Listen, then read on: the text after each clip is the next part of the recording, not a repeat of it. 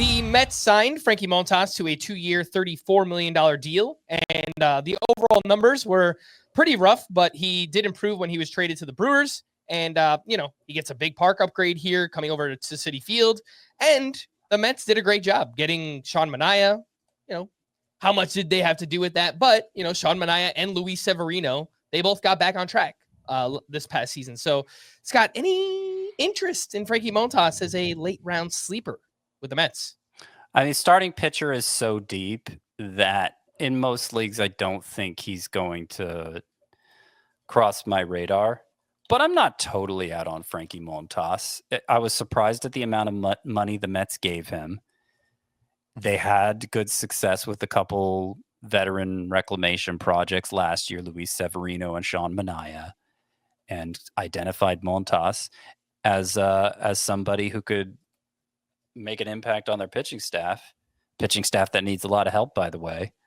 And although the overall numbers for Montas last year are pretty bad, he went from 7.5 K per nine in his 19 starts with the Reds to 11 K per nine in his 11 start with the Brewers. Like, that got better.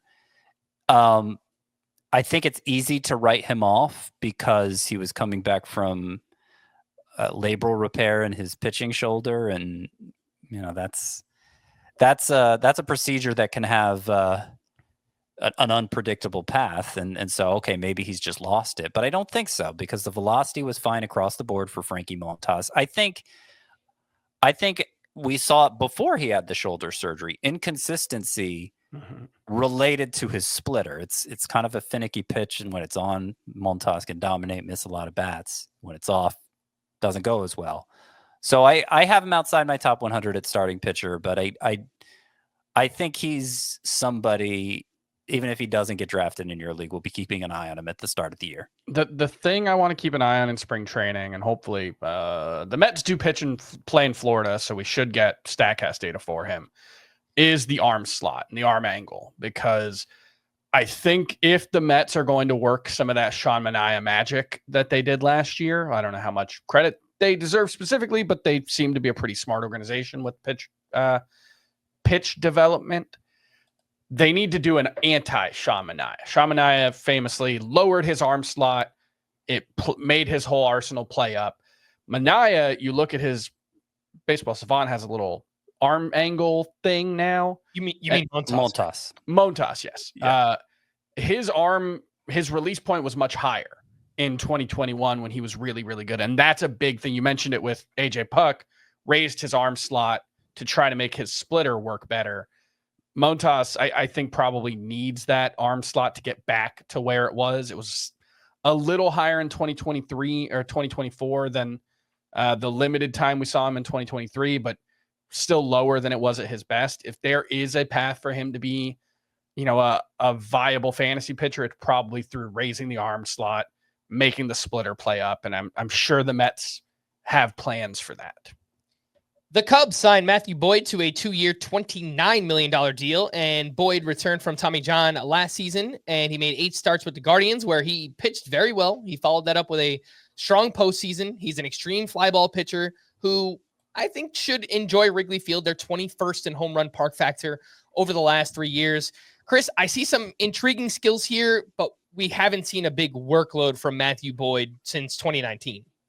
Yeah, I think I don't see much difference between him and Frankie Montas in projecting 2025. Maybe you're a little more confident in Montas throwing 150 innings because he did it last year, but I think it's fairly similar. The likelihood of either of these guys mattering much for fantasy outside of a streaming context is pretty low, but let's keep an eye on it. Let's see what happens. That's about all I can say. They've got a good defense. That's one thing that should help. Obviously, PCA, Pete Armstrong out in center field will help any fly ball pitcher. So he's on the late round radar. I can't say much more than that. Let's see what the schedule looks like and who his first couple of starts are supposed to be against. All right, let's move on to Tommy Edman, who signed a 5-year, $74 million extension with the Dodgers. And he, put up some power and speed in the regular season. He followed that up with a great postseason. He won NLCS MVP. I kind of like the skill set. I mean, he's one of those hitters, the 15 home runs, 30 steals is kind of what you're expecting here. He only has outfield eligibility now on CBS. The only problem, Scott, is that he's probably going to bat towards the bottom of the Dodgers lineup. So that will limit, plate appearances and probably some volume stats too.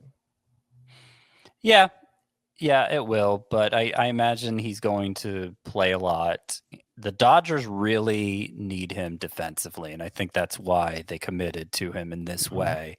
They've had trouble filling shortstop since Corey Seager and then Trey Turner left, and have used some real also-rans there and stretched other players beyond their defensive limitations there. And Tommy Edman really shores things up. He mostly played center field, but he played quite a bit of shortstop. I mean, center field's obviously a premium defensive position too. He can handle both. And I think the Dodgers see a lot of value in that. So they're going to play him a lot. I imagine he'll steal a lot of bases. He won't get as many at-bats as we want, but with 1, 2, 3 in the Dodgers lineup, if Edman's leading off for them, he might surprise you with the number of runs he scores. I'm not saying he's going to give you 100, but he may approach 90 and be a pretty solid choice as a versatile steals specialist in the mid to late rounds of fantasy drafts. The early ADP is 207.6, and I kind of like it for Tommy Edman. Yeah, so I could see myself maybe drafting a decent amount of him next season. We had a bunch of Rangers updates. Corey Seager is close to being cleared for baseball activities after undergoing sports hernia surgery in September. Adolis Garcia has been cleared to begin running after a sprained patella tendon in his left knee. Evan Carter has been swinging a bat and is expected to be 100% for the start of spring training. Carter underwent an ablation procedure to remove tissue from his back in October. And the Rangers just signed Kyle Higashioka to a 2-year, $13.5 million deal with a mutual option for 2027. Higashioka hit a career-high 17 home runs in 84 games. Chris, I don't think this I don't even think this matters in like deeper 2-catcher leagues, because my guess is Higashioka and Jonah Heim will split catcher duties, and that will probably just take away from both of their values. Yeah, I think you can probably just pretty safely avoid the Rangers backstops this draft season.